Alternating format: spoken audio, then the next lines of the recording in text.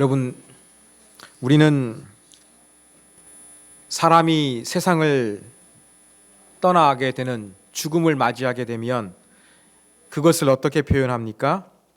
일반적으로 돌아가셨다, 운명하셨다, 하직하셨다, 세상을 떠나셨다, 영면하셨다, 이러한 표현들을 많이 사용합니다. 그리고 그리스도인들은 소천, 하늘의 부름을 받으셨다, 이렇게 표현합니다. 근데 오늘은 제가 이 죽음에 대한 색다른 표현을 소개하고자 합니다. 네덜란드에서 신학을 공부한 유호준 교수님이 계시는데 이분이 유학 시절 경험을 책에 소개하고 있습니다. 유학 중에 초등학교에 다니던 아들 친구가 죽었습니다. 그래서 친구의 장례식에 다녀와서 아들이 이렇게 말했습니다. 아빠, 친구 심고 왔어. 여러분, 그래서 이 이야기를 듣고 유호준 교수님이 이렇게 죽음에 대해서 창의적으로 표현을 할 수 있구나, 이러한 생각을 했다고 합니다. 사랑하는 여러분, 여러분들은 누군가가 죽음을 맞이했을 때 그것을 심는 것으로 생각하고 심는 것으로 표현해 본 적이 있으십니까?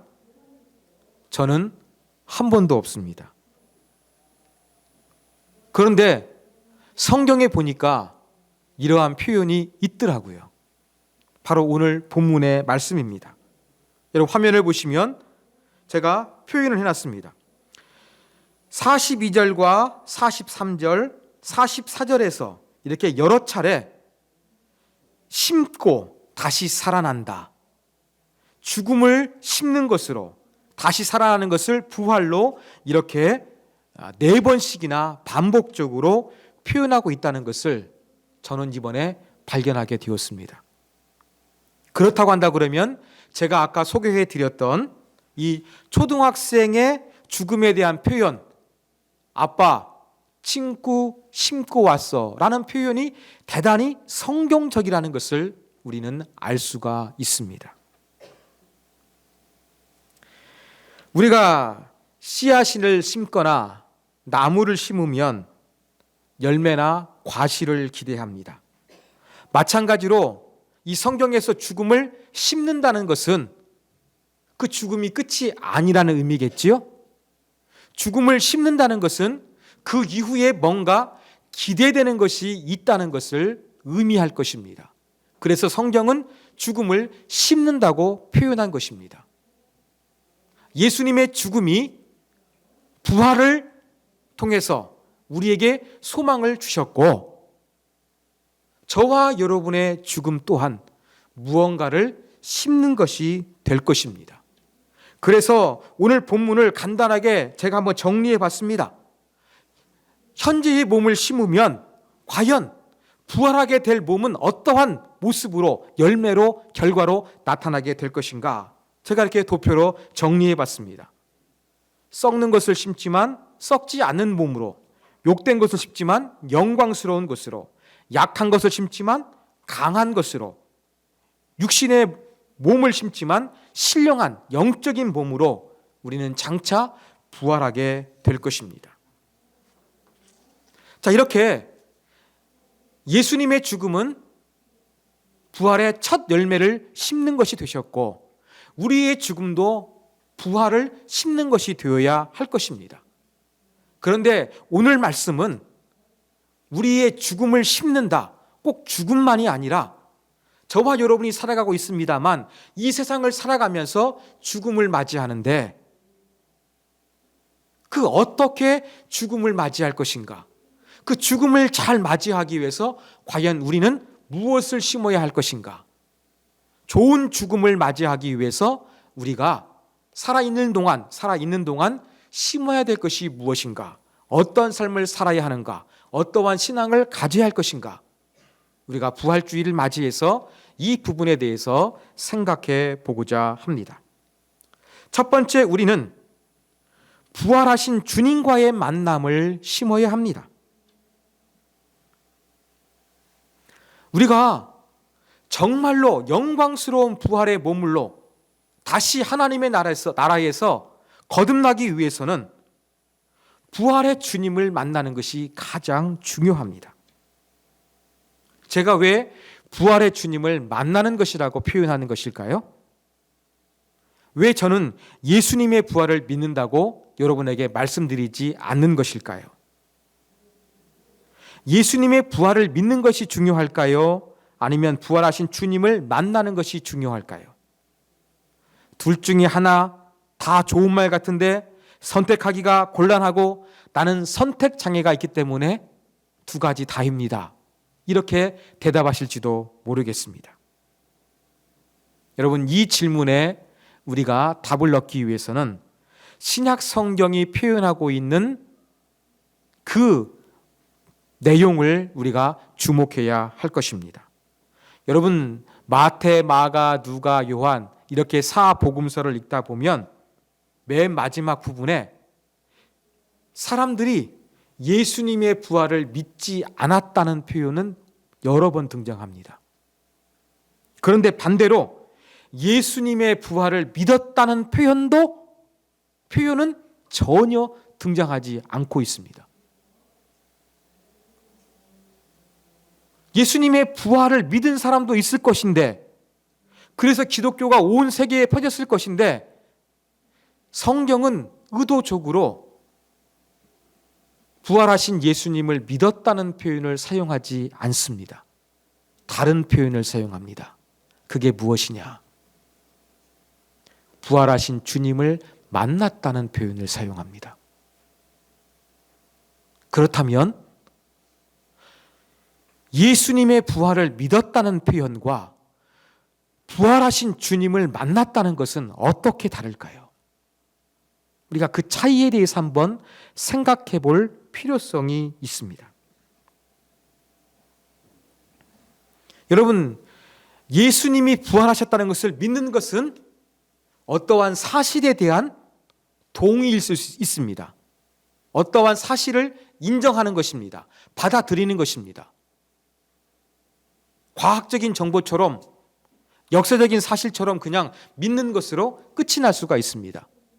그런데 부활하신 예수님을 만났다는 것은 나의 실제적인 경험이고 나에게 실제적으로 무언가 영향을 미치고 있는 것입니다. 그래서 부활하신 예수님을 믿는 것하고 부활하신 예수님을 만난 것은 엄연한 차이가 있는 것입니다. 자, 이것을 제가 좀 더 쉽게 예로서 한번 말씀을 드리겠습니다. 여러분, 고난주간에 보면은 벚꽃이 정말로 멋지게 피었습니다. 여러분, 그래서 밖에서 멋진 벚꽃을 보고 온 가족이 야, 벚꽃 장관이더라. 정말 멋있게 피었더라. 이러한 얘기를 듣습니다. 그러면 어떻습니까? 여러분, 이런 이야기를 듣고서 아, 그래? 동의가 됩니다. 믿어집니다. 그렇지만 여러분, 이 벚꽃이 장관이더라 라는 그런 말을 듣고서 여러분의 마음에 막 사진을 찍고 싶은 그런 마음이 드십니까? 그렇지는 않을 것입니다. 근데 장관으로 멋지게 핀 이 벚꽃을 내가 실제적으로 보게 되면 나도 모르게 감탄이 나오고 나도 모르게 사진을 찍고 싶은 그러한 감동이 생기는 것입니다. 여러분, 이것이 바로 어떠한 사실에 대해서 듣고 믿는 것으로 받아들이는 것과 직접 경험해 보는 것의 차이인 것입니다. 사람도 마찬가지입니다. 여러분이 정성수라는 사람에 대해서 얼마든지 다른 사람을 통해서 들을 수도 있습니다. 그렇지만 정성수라는 사람을 실제 여러분들이 만나서 대화해보고 겪어보니까 거기에서 느껴지는 것은 분명히 있을 것입니다. 우리가 어떠한 사실을 인정하고 아는 것하고 실제적으로 경험해 보는 것은 엄연하게 차이가 있는 것입니다. 바로 성경도 이러한 것들을 기록할 때에 분명하게 인지하고 있었습니다. 그래서 성령의 감동을 받은 신약성경의 저자들은 예수님의 부활을 믿었다, 이렇게 표현하지 않고 더 깊은 의미를 담아서 부활하신 주님을 만났다, 이렇게 표현하는 것입니다. 단순하게 어떠한 사실로서 그냥 믿는 것이 아니라 그 부활하신 주님을 만나서 그들의 마음속에 뭔가가 느껴지고 뭔가 깨우쳐지고 뭔가 기억났던 그러한 감동과 하나님의 은혜가 있다는 것을 부활하신 주님을 만났다고 표현하는 것입니다. 사랑하는 여러분, 저와 여러분도 정말로 아름다운 이 부활의 모습으로 하나님의 나라에서 거할 수 되기 위해서는 뭘 심어야 됩니다. 무엇을 심으시겠습니까? 부활하신 예수님을 믿는다는 것, 이 단순한 사실을 인정하는 것, 이것을 심지 않기를 바랍니다. 그 이상의 것을 심으실 수 있는 저와 여러분이 되기를 원합니다. 바로 그것은 무엇입니까? 내 마음속에서 부활하신 예수 그리스도를 만났다는 실제적인 경험과 확신, 그것을 심으실 수 있는 저와 여러분이 되기를 간절히 소망합니다. 두 번째 우리가 심어야 할 것은 자기 죽임을 심어야 합니다. 여러분, 하나님의 나라에서 멋지게 우리가 부활하기 위해서는 이 땅에서 뭔가를 심어야 되는데, 날마다 자기의 십자가를 지고 내 자아를 십자가에 못 박는 그러한 삶을 살아야 합니다. 여러분, 유명한 성경 구절이죠. 갈라디아서 2장 20절입니다. 다 같이 한번 읽겠습니다. 내가 그리스도와 함께 십자가에 못 박혔나니 그런즉 이제는 내가 사는 것이 아니요 오직 내 안에 그리스도께서 사시는 것이라. 이제 내가 육체 가운데 사는 것은 나를 사랑하사 나를 위하여 자기 자신을 버리신 하나님의 아들을 믿는 믿음 안에서 사는 것이라. 아멘. 예수님이 십자가에 못 박히셨습니다. 그런데 사도 바울은 자기도 예수님과 함께 십자가에 못 박혔다고 고백하고 있습니다. 내 자아가 죽었다는 것입니다. 내 삶의 주체, 내 삶의 능동적인 모든 이 힘은 나에게 있는 것이 아니라 이제는 전적으로 예수 그리스도께 모든 것들을 맡겼다는 이야기입니다. 삶의 주재권을 나에게서 예수님에게로 완전히 이양했다는 표현이 갈라디아서 2장 20절의 고백인 것입니다.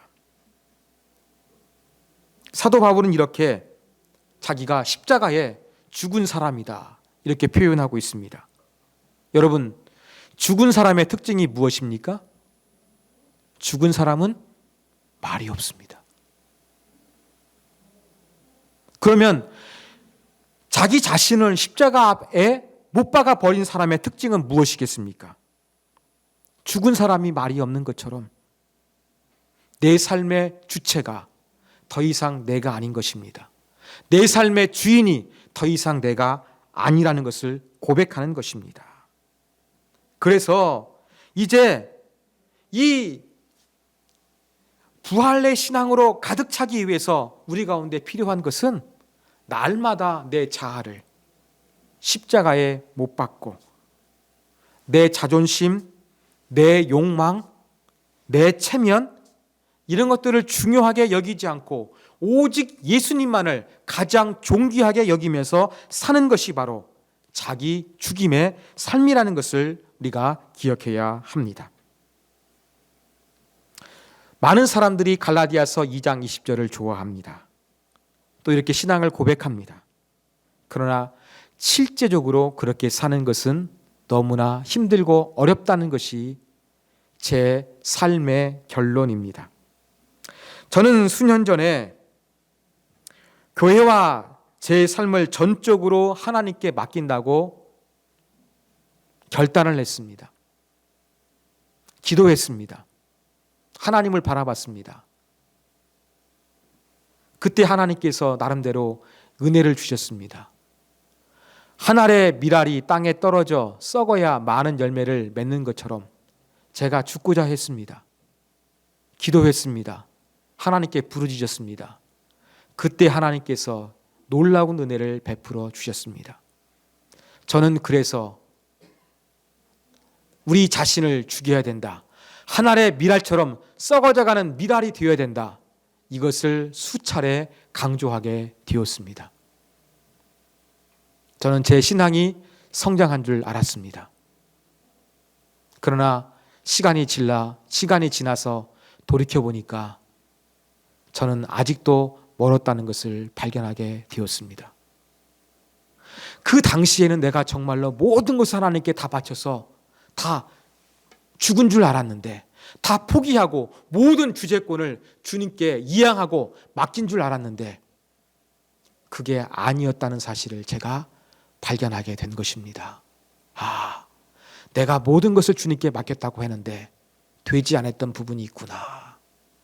이 연약한 부분을 시간이 한참 지나서 제가 발견하게 되었습니다.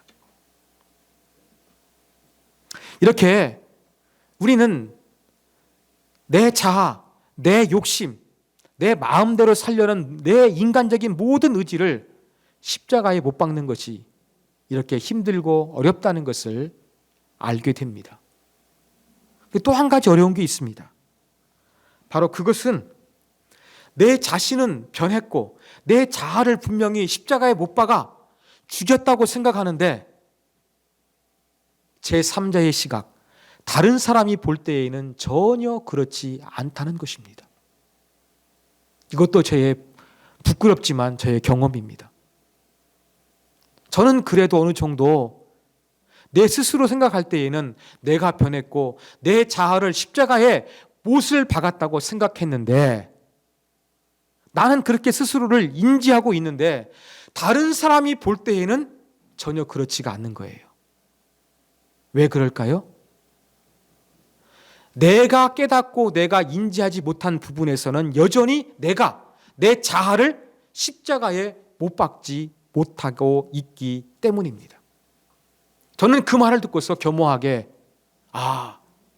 내가 죽었다고 생각하지만 아직도 내가 깨닫지 못하고 죽지 못한 부분이 있구나라는 것을 부끄럽지만 인정할 수밖에 없었습니다. 저의 이렇게 부끄러운 모습을 통해서 우리가 내 자아, 내 욕심, 내 욕망, 내 자존심, 체면, 내 삶의 주재권, 이 모든 것을 십자가에 못 박고 주님 뜻대로 산다고 하는데 그것이 아직도 힘들고 어렵다는 것을 제 경험을 통하여 여러분에게 말씀을 드렸습니다. 사랑하는 여러분, 그렇다고 해서 실망하거나 포기하지 않았으면 좋겠습니다. 저도 순간적으로 실망하고 제 스스로에 대해서 부끄러워졌습니다. 그러나 저는 이렇게 생각했습니다. 사람이 쉽게 변하지 않는 것처럼 내가 주님을 닮아가는 이 성화의 과정이 시작되었지 아직 갈 길이 멀구나, 이러한 생각을 했습니다. 그렇습니다. 영적인 성장과 영적인 성숙은 단순간에 그렇게 이루어지지 않는 것입니다. 그래서 예수님 말씀하셨습니다. 선자로 생각하거든 넘어질까 주의하라 말씀하신 것입니다. 사랑하는 여러분, 성화의 과정 포기되었는데 힘들고 어렵다고 포기하지 아니하셨으면 좋겠습니다.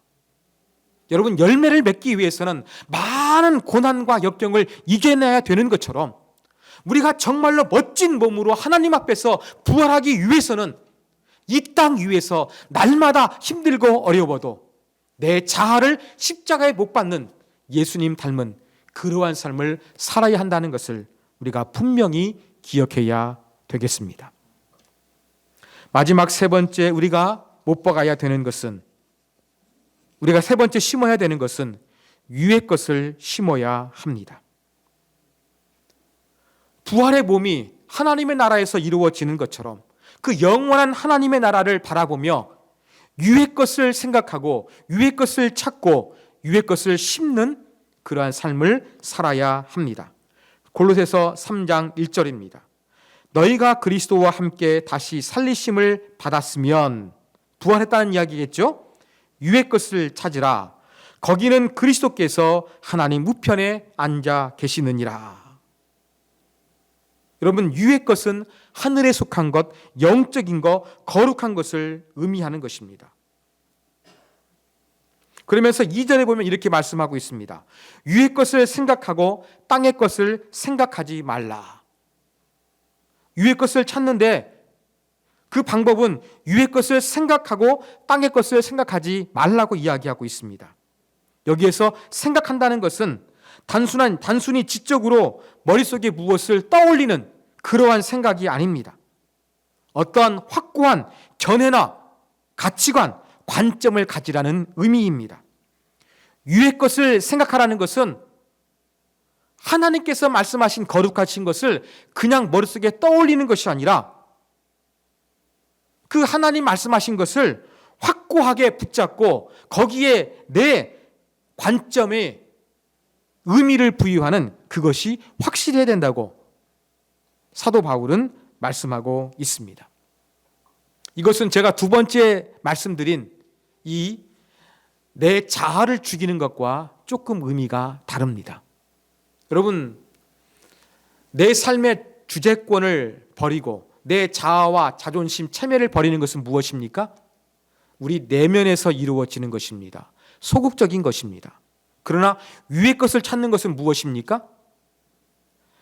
위의 것을 생각하고 땅의 것을 찾지 않는 것은 무엇입니까? 이제는 조금 능동적인 것입니다.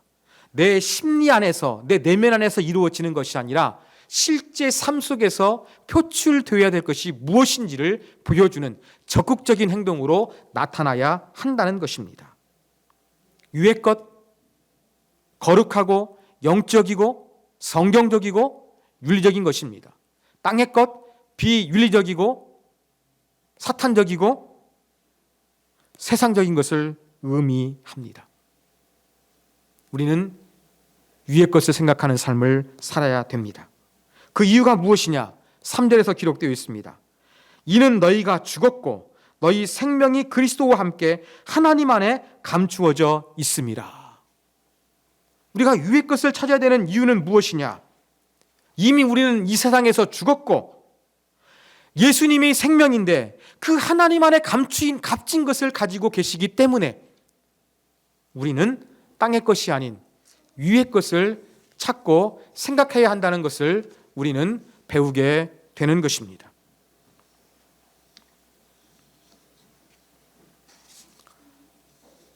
사랑하는 여러분, 여러분은 정말로 위의 것을 찾고 있습니까? 아니면 땅의 것을 찾고 있습니까? 우리가 생각할 때 우리는 세상을 살아가면서 불행하다고 느끼는 경우가 참 많이 있습니다. 왜 우리는 불행하다고 느낍니까? 그 이유는 내가 지금 살아가는데 먹고 사는 것이 넉넉지가 않는 겁니다. 미래가 불안하고 걱정이 되는 것입니다. 그러다 보면 우리는 불행하다고 느껴지는 것입니다.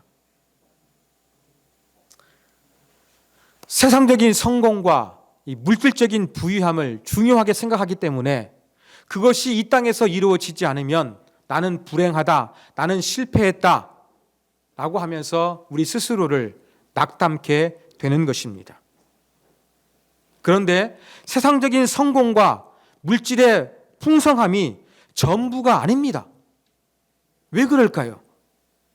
여러분, 설문조사를 통해서 행복한 사람들 보면 저 재벌들이 아닙니다. 저 선진국 사람들이 아닙니다.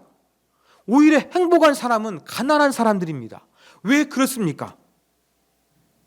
가난한 나라의 사람들이 행복감이 높은 이유는 물질적인 것에, 성공하는 것에 집착하지 않기 때문입니다. 저와 여러분도 불행한 이유가 무엇이겠습니까? 위의 것을 찾아야 되는데, 말로는 위의 것을 찾고 있는데 실제적으로는 이 땅 위의 것이 중요하고 이 땅 위에 필요한 것이 너무나 없기 때문에 불행하다고 느껴지고 하나님의 능력이 작은 것처럼, 하나님이 나의 기도는 들어주지 않는 것처럼 그렇게 느껴지는 것은 아니겠습니까? 사랑하는 여러분, 정말로 우리가 위의 것을 찾는다고 한다면 세상의 것이 부족하다 할지라도 자유할 수 있고 행복할 수 있는 그러한 마음을 갖기를 원합니다. 어려운 시대 속에서 하나님께서 저와 여러분을 영적으로 훈련시키는 것은 어쩌면 이것인지도 모릅니다. 너희들이 정말로 믿음으로 산다고 하는데, 너희들이 하나님 나라를 추구한다고 하는데, 정작 너희들이 중요하게 여기는 것은 세상적인 거 아니니? 물질 아니니? 성공 아니니? 그러면서 하나님께서 정말로 가난한 나라의 사람들처럼 물질이 없어도 성공하지 않아도 행복을 느끼고 하나님 때문에 행복하고 하나님을 찬양하고 인정할 수 있는 그 믿음의 삶을 주님께서 저와 여러분에게 원하신다는 것을 우리가 한 번쯤은 생각해야 될 것입니다. 사랑하는 여러분, 부활주의를 맞이해서 저는 여러분들에게 하나님의 나라에서 멋지게 우리가 부활하기 위해서 이 땅을 살아가는 동안 무엇을 심어야 할 것인가, 세 가지를 말씀을 드렸습니다. 갈라디아 6장 7절에 보면 사람이 무엇으로 심든지 그대로 거두리라 이렇게 말씀하고 있습니다. 콩 심인데 콩나고 팥 심은데 팥납니다. 영광스러운 부활의 몸으로 우리가 태어나기 위해서 우리는 뭔가를 심어야 되는데 아름다운 결실을 거둘 수 있는 그 좋은 것을 심을 수 있는 저와 여러분이 되기를 간절히 소망합니다. 부활하신 주님을 깊이 있게 만나는 것을 심으십시오. 여러분의 자아와 삶의 주재권을 십자가에 못 박는 것을 심으십시오. 정말로 땅의 것이 아니라 위의 것을 찾고 불행하다고 생각하지 않는 가치관의 변화를 심으십시오. 이것을 통해서 예수님처럼 멋지게 부활할 수 있고 그 멋진 부활을 준비하는, 부활의 삶을 살아가는 저와 여러분이 되기를 주님의 이름으로 부탁드립니다.